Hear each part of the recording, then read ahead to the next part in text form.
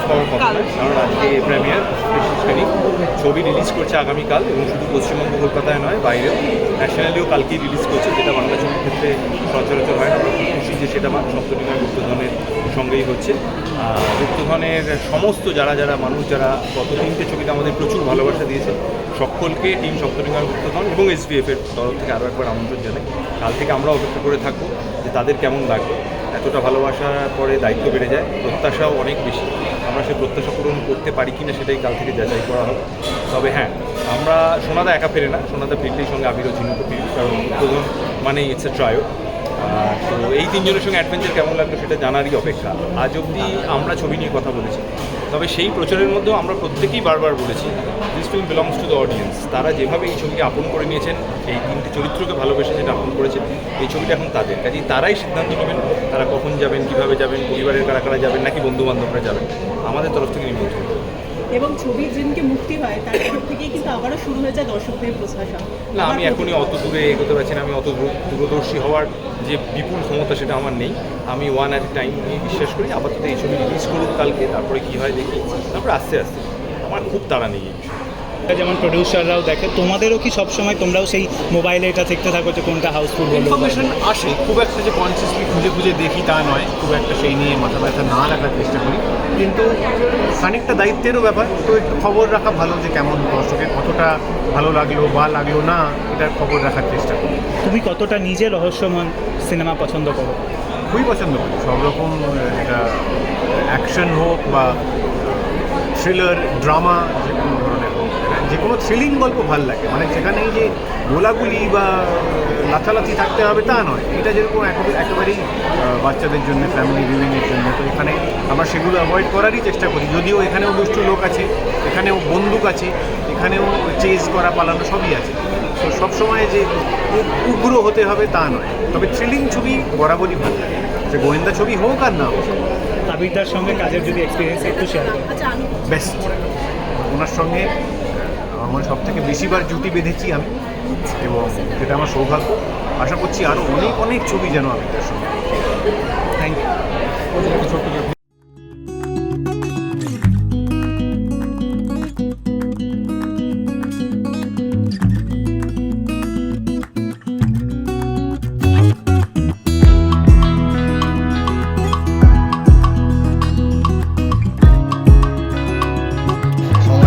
যেখানেই আমরা যাচ্ছি, যেখানেই আবিরকে দেখা হচ্ছে, দেখছি পোস্ট হচ্ছে চারিদিক থেকে কাকাবাবু আর সোনাদা।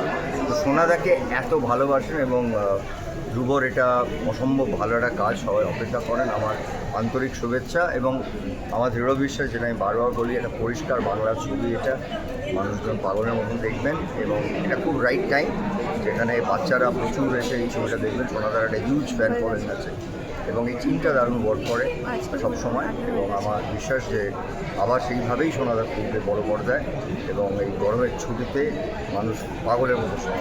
3টে চরিত্রের মধ্যে তোমার সব থেকে কোনটা? আমার না, সোনাদা নয়, কিসের চরিত্রটা নয়, ওর চরিত্রটা খুব কিউট, খুব ভালো, খুব মজা। দাদা খুব কিউট, বললে সবসময় খেতে ভালোবাসে। তোমার কোন খাবারটা ফেভারিট? আচ্ছা হ্যাঁ, মানে এই শুটিংয়ের একটা মজার ব্যাপার ছিল। ওনারা একটা আউটডোর করতে গেছিলেন, আমার মনে নেই প্রথমটা বা সেকেন্ড শোনা যায়। সেখানে ওনারা একটা রেস্টুরেন্টে দাঁড়িয়েছিল, সেটার নাম রেস্টুরেন্ট বলবো না, একটা মিষ্টির দোকান, তার নামই হচ্ছে প্রসেনজিৎ ল্যাংচার দোকান, ওখানে। তো ওরা ওখান থেকে আমার ফোন করেছিল। তো হ্যাঁ, মানে খেতে তো আমরা সবাই খুব ভালোবাসি, আমি একটু কম খাই, কিন্তু আমার ফেভারিট খাবার সিঙ্গাড়া।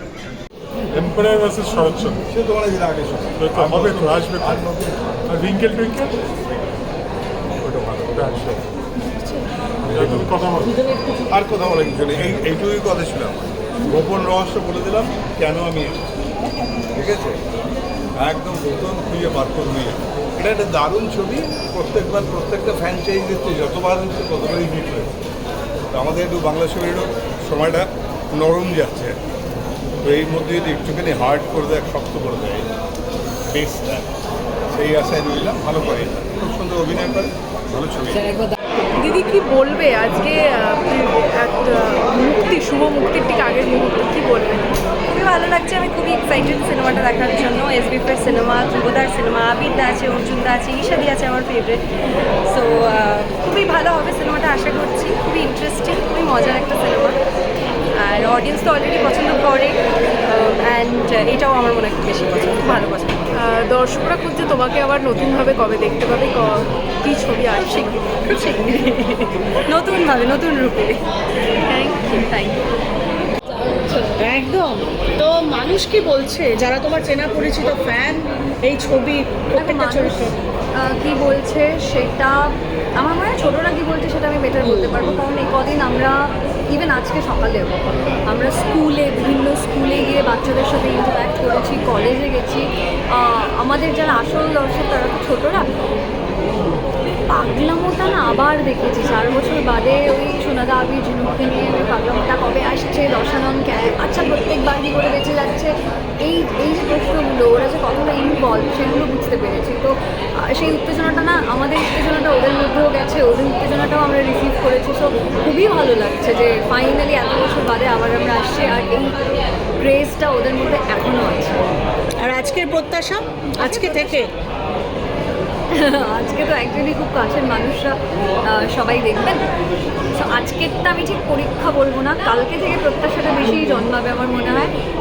দেখো, আশা করতে পারি ভালো হবে, ভালো লাগবে সবার, কারণ এর আগে 3টে ছবি এতটাই ভালোবাসা পেয়েছিল। তো আমরা আশা করতে পারি এটা বেশি ভালো লাগবে আরও, কারণ এই ছবিটায় সব কিছু ডাবল, রহস্য ডাবল, মানে কী বলবো, তোমার গুপ্তধনের ওই অ্যাডভেঞ্চারটা যেটা এই ছবির ইউএসপি, সেইটা ডাবল ধনরত্ন।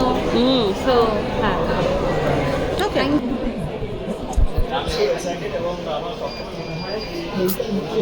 সবথেকে আমার যেটা ভালো লাগে মেকিং অফ চিরকাল, এবং যে পরিবেশে অ্যাম্বিয়েন্সটা ক্রিয়েট করা হয়, ওই জগৎটা আমাদের দেখতে ইচ্ছা করে। ছোটোবেলায় আমি সবসময় রূপকথা বইতে পড়তাম, ওই জগৎটা এত বড় ক্যানভাসে তুলে ধরা, এবং এই বাজেটের মধ্যে এটা দুবারে খুব ভালোভাবে পায়।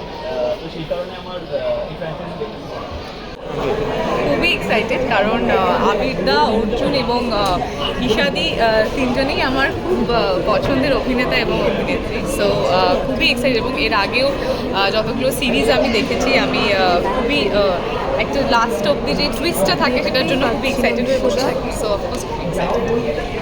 এই মুহূর্তে এই নতুন সরকারের কাছে কী কী প্রত্যাশা রয়েছে? টলিউডে যদি নজর দেন তারা, তাহলে কোন কোন বিষয়ে থেকে নজর দিলে তো তোমাদের কাজ করাটা আরও বেশি বেটার হয়ে যাবে?